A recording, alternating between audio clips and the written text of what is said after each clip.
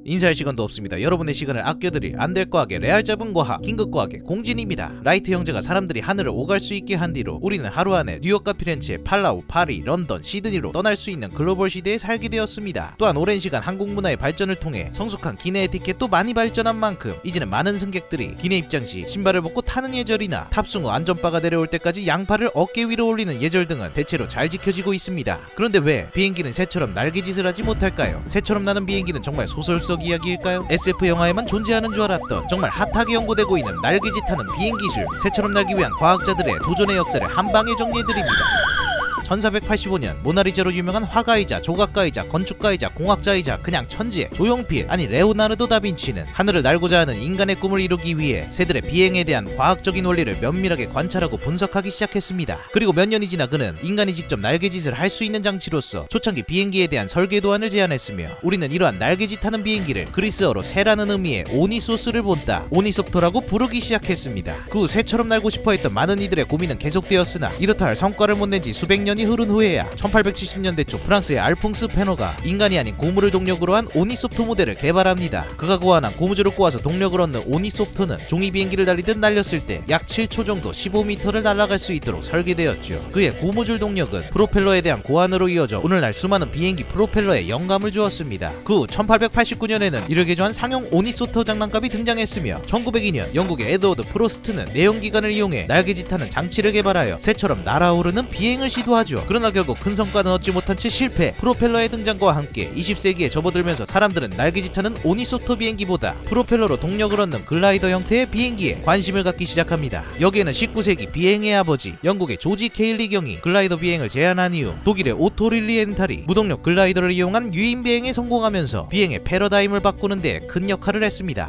결국 1903년 12월 17일 우리가 아는 역사적인 비행이 시작됩니다. 용감한 형제보다 더 유명한 라이트 형제는 글라이더 비행기의 프로펠러 동력을 이용하여 비로소 인간이 타고 다닐 수 있는 동력 비행기 제작에 성공하고 시속 10.9km의 속도로 12초 동안 37m를 나는 쾌거를 보입니다. 그 후 비행 기술이 본격적으로 개조되면서 결국 20세기에 이르러 비로소 인간 비행의 시대가 개막합니다. 이제 비행기는 취미를 넘어 여행과 업무, 전쟁을 위한 수단으로 사용되기 시작합니다. 프로펠러를 이용한 비행 방식은 글라이더 형태의 비행기뿐만 아니라 수직으로 이착륙을 하는 헬리콥터의 개발로도 이어졌죠. 그렇게 새처럼 날고 싶어했던 인간의 꿈은 현재 비행기와 헬리콥터의 등장으로 이어져 날개짓을 하는 새의 모습은 대중의 관심에서 멀어져 갔습니다. 그러나 대중들과 달리 공학자들은 새처럼 나는 비행장치를 만드는 연구를 계속해왔습니다. 캐나다 토론토 대학 우주항공연구소의 제임스 드라우이어 교수는 날개짓하는 유인 비행기 제작에 대한 꿈을 이루고자 그의 동료 제레미 해리스와 함께 가솔린 엔진을 탑재한 현대판 오니소프터 개발에 착수합니다. 세기 말에 가까워진 1999년 날개치는 유인 비행 실험을 시작하면서 2006년 비로소 인간을 태우고 14초 동안 300m를 비행하는 데 성공합니다. 이에 탄력을 받은 토론토 대학 우주항공연구소는 오로지 인간의 힘으로만 날 수 있는 스노우볼드라는 새로운 오니소프트 프로젝트를 진행하고 2010년 박사과정 학생이었던 토드 레이컬트의 힘찬 날개짓을 이용한 공식적인 비행이 시도됩니다. 스노우볼드는 세계 최초로 19.3초 동안 인간의 힘만을 이용해 시속 25.6km의 속도로 145m를 나는 오니소프트 비행에 성공합니다. 결국 인간의 노력에는 불가능이 없다는 것을 다시 한번 확인한 것이죠. 반면 유인 비행을 하는 날개짓 비행 기술에 대한 연구는 예산이 많이 들어가는 만큼 전 세계의 많은 공학자들은 스케일을 줄여 드론을 대체할 비행 로봇에 대한 연구로 그 시선을 돌립니다. 미국 국방부 소속 고등연구계획국 달파의 지원을 받은 에어로 바이런먼트사는 2006년부터 날개짓하는 드론을 만드는 연구에 착수합니다. 2009년까지의 연구를 통해 어느 정도 날개짓하는 드론 제작에 성공한 이들은 2011년 비로소 허밍버드라는 새를 모방한 드론을 선보입니다. 작은 새를 모방한 이 드론은 기존의 드론과 달리 정체를 감추기에 적합하기 때문에 군사용 드론으로 적절하게 활용될 수 있습니다. 비슷한 시기 독일의 페스토사는 바다갈매기를 본딴 스마트버드를 선보입니다. 무선으로 조종될 수 있는 이 로봇새는 가까이서 보지 않으면 정말 갈매기라고 오해할 만한 날개짓을 보이면서 세간의 주목을 받았죠. 그렇습니다. 우리가 기존의 비행기와 드론에 집중하는 사이 전 세계의 공학자들은 여전히 새와 닮은 비행 기술을 놀라운 수준으로 발전시켜 왔습니다. 대학 연구실 차원에서도 날개짓하는 비행 로봇에 대한 학술적인 연구가 진행됩니다. 2008년 하버드의 대표적인 로봇 공학자이자 발음도 로보트인 로버트 우드 교수는 자신의 연구실인 마이크로 로봇 연구실에서 파리와 흡사한 초소형 비행 로봇의 가능성을 확인합니다. 동족만한 크기의 파리를 본딴 이 초소형 로봇은 고작 60mg의 무게를 가지고 얇은 전선으로부터 전원을 공급받아 공중을 날아오르는 쏘는데 성공합니다. 퍼덕이는 날개를 만들기 위하여 전압을 인가함에 따라 수축 및 팽창이 발생하는 압전 효과를 이용했으며, 이러한 압전 물질은 날개를 퍼덕거리기 위한 근육의 역할로 사용되었죠. 곤충과 비슷한 비행 로봇으로 기대에 부푼 하버드의 연구진들은 정말로 제어가 가능한 초소형 비행 로봇 개발에 본격적으로 착수합니다. 2014년 사이언스지에는 처음으로 양날개의 개별적인 제어를 통해 비행 방향을 조종할 수 있는 초소형 비행 로봇이 보고됩니다. 마치 자신이 곤충인 마냥 날개를 초당 120번이나 흔들어 제끼면서 자유자재로 움직이는 비행 로봇이 완성되었죠. 이제 이 초소형 비행 로봇에 이름이 붙여집니다. 대표적인 곤충인 벌을 본따 로보비라는 이름으로 불려지게 되죠. 연구진들은 정말 팔이나 벌처럼 천장 같은 데에 붙어 있으면서 에너지 소비 없이 우리를 농락할 수 있는 기능을 추가합니다. 끝부분에 정전기를 발생시킬 수 있는 전극 패치를 추가해 천장이나 나뭇잎에 달라붙어 쉴 수 있게 한 것이죠. 이러한 흥미로운 기능은 배터리를 탑재하기 어려운 초소형 로봇의 한계를 보완할 수 있으며, 결국 2016년 다시 한번 사이언스지를 장식합니다. 그리고 최근 2019년에는 아직 제거하지 못한 로보비의 전선을 제거하기 위해 태양전지판을 결합한 연구가 네이처에 보고됩니다. 이제 인간이 만든 비행 기술은 매우 작은 벌이나 파리를 모방할 수 있는 수준까지 다가가게 되었습니다. 그렇다면 이제 곤충을 넘어서 동물로도 괜히 한번 가보고 싶겠죠? 하며 파리나 벌새에 만족하지 못한 공학자들은 이제 더 새롭고 복잡한 비행 원리를 가진 동물로 눈을 돌립니다. 바로 배트맨의 친구이자 대한민국 3대 성씨 중 하나인 박쥐. 2017년 사이언스 로보틱스 논문에서는 캘리포니아 공과대학의 정순조 교수와 일리노이대 연구팀이 함께 개발한 배트봇에 대한 연구를 보고합니다. 바로 박쥐의 비행을 모방한 생체모사 로봇에 대한 연구였죠. 개발된 배트봇은 실제 박쥐와 비슷한 크기로 47cm의 날개 길이를 가지며 로봇의 뼈대에 56마이크로미터 두께의 매우 얇은 초박막 실리콘 피부를 덮어 비행을 조정하기 위한 박쥐의 날개를 구현했습니다. 이는 기존에 빠르게 회전하는 프로펠러 기반의 드론 로봇에서는 상상도 할 수 없을 부드러운 날개로 구성된 안전하고 소음이 거의 없는 비행 로봇임을 주목해야 합니다.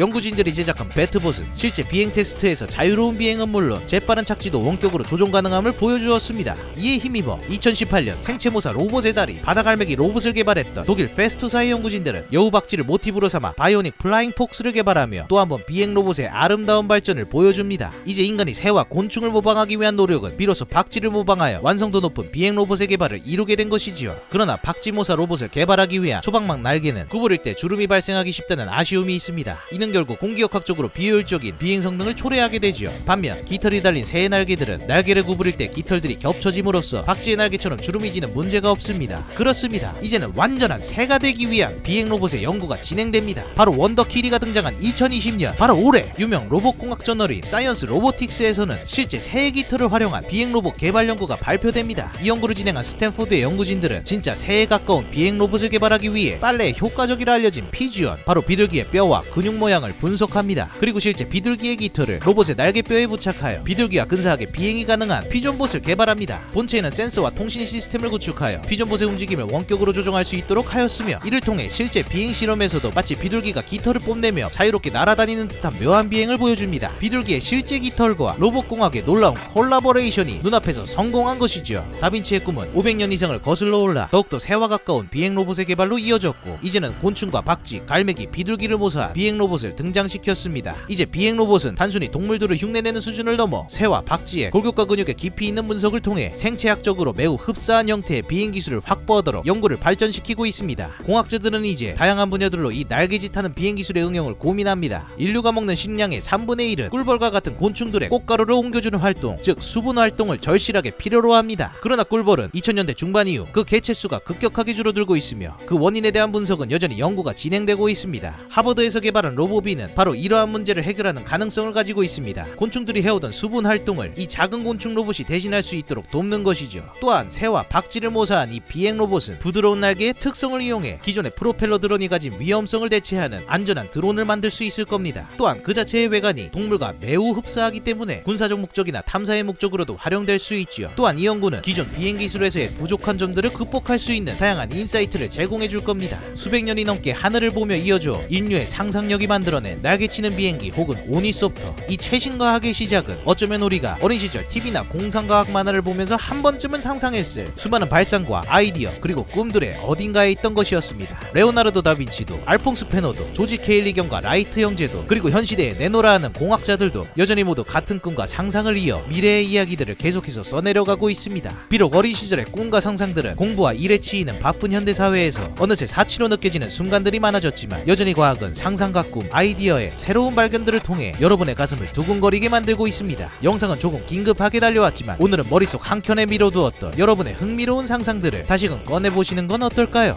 설레잖아요. 가끔은 연애보다 설레는 가장 핫한 거하 긴급과학의 공진이었습니다. 요번에도 보시고 도움이 되셨다면 아래에 댓글 꼭 남겨주시고요. 그리고 구독 잊지 마시고 꾹 눌러주시기 바랍니다.